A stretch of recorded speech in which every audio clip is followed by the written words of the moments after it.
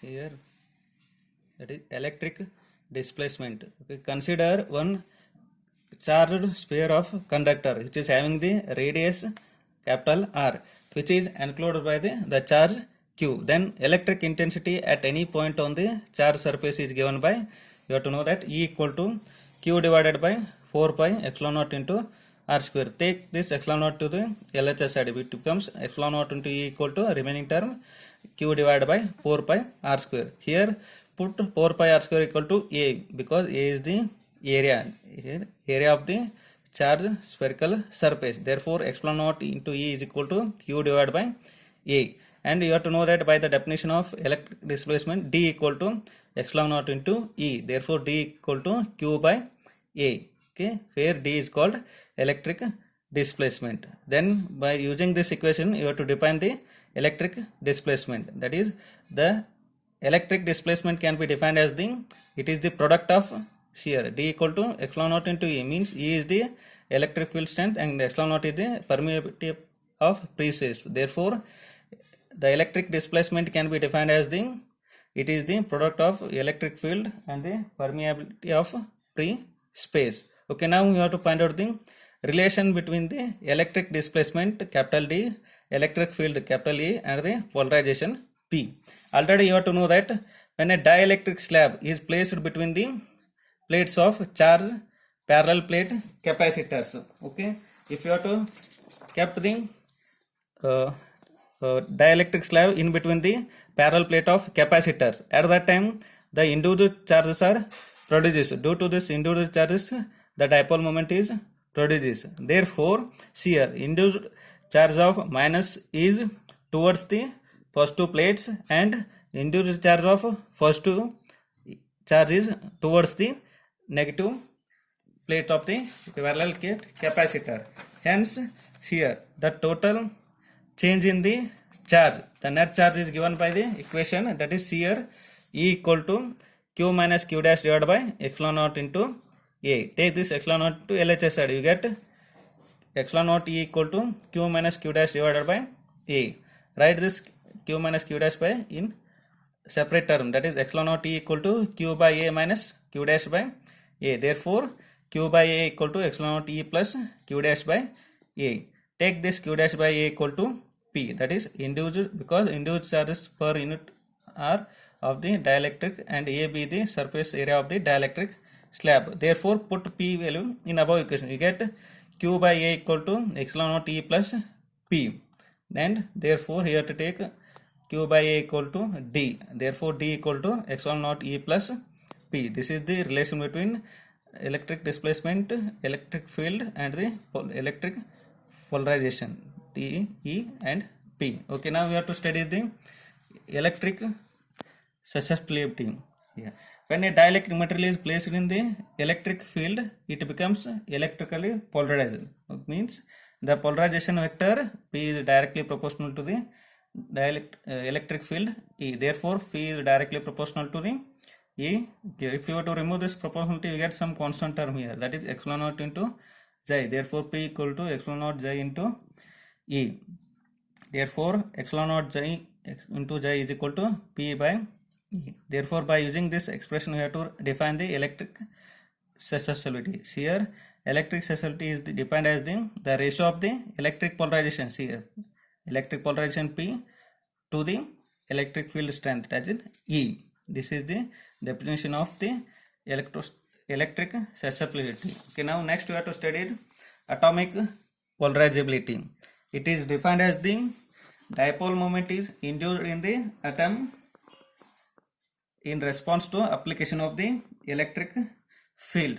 Here the dipole moment is induced in the atom due to when apply an external field to the atom, then only the dipole moment is induced. Okay, that is known as the atomic polarizability. Therefore here also the dipole moment P is directly proportional to the electric field E, that is P equal to alpha into E. Therefore if you remove this proportional, you get some constant P equal to alpha into E. Therefore here alpha is called the atomic polarizability. Okay, now we have to check the relation between the dielectric constant and the electric susceptibility. Okay, Okay, already you have to know that for dielectric material the polarization is directly proportional to the electric field, that is P is directly proportional to the E. And also you have to know that the definition of electric susceptibility, it can be write P equal to epsilon naught J into E, call that is equation number 1. And also you have to know the relation between the electric displacement D, electric field E, and the polarization P. Okay, the relation between these three is D equal to epsilon naught E plus P, call that is equation number 2. Okay, now put this P value in equation number 2. You get D equal to epsilon naught E plus epsilon naught J into E.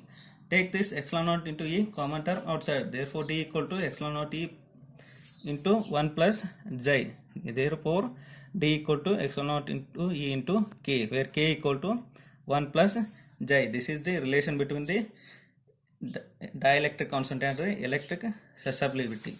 Okay, now next you have to studied here expression for the mechanical stress on surface of charge conductor. Here consider one spherical surface of the which consists of the charges. Let sigma be the surface density of the charges on this conductor placed in vacuum.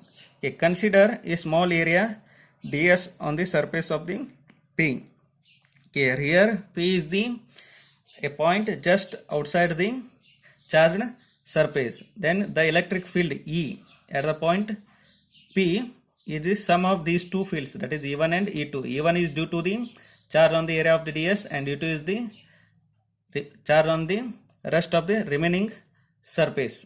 Okay, therefore see here at the point P, E1 and E2 are in same direction. Then the total electric field at the point P is given by E equal to sum of this one, E equal to E1 plus E2, that is which is equal to sigma divided by epsilon naught. Call that is equation number 1. Again you have to consider one point. Q is the point just inside the charge conductor. Here E1 and E2 are also the electric fields, but they are in opposite direction. Therefore, the total electric field at the point Q is given by E equal to E1 minus E2. If E1 minus E2 means it becomes 0. Therefore, E1 equal to E2. Call that is equation number 2. Okay, now from equation 1 you have to know that here E1 equal to E2 here, equation 2, which is equal to E by 2. Okay, therefore E1 equal to, put E value sigma by epsilon naught into 2, that is E1 equal to sigma by 2 epsilon naught, and E2 is also sigma by 2 epsilon naught. Call that is equation number 3. Now see here the charge on the surface area of this ds, which is given by sigma into ds. This is the charge on the surface area of the ds. Okay, next, therefore the total mechanical force experienced by this charge due to the charge on the rest of the surface is here. Therefore, mechanical force F equal to charge on ds into electric field E2. Charge on ds is sigma into ds into the electric field is E2.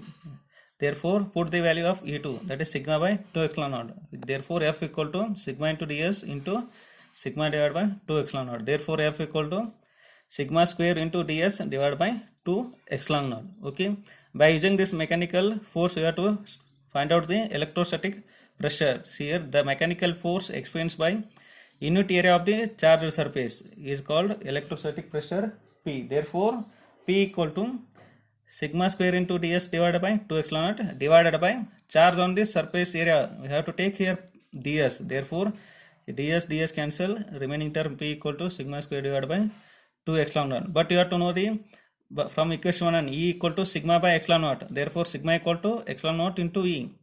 Put this sigma value here. We get P equal to E square epsilon naught square divided by 2 epsilon naught. 1 epsilon naught, 1 cancelled, remaining term P equal to epsilon naught E square divided by 2. This is the expression for the electrostatic pressure P, and the SI unit of this one is Newton per meter square.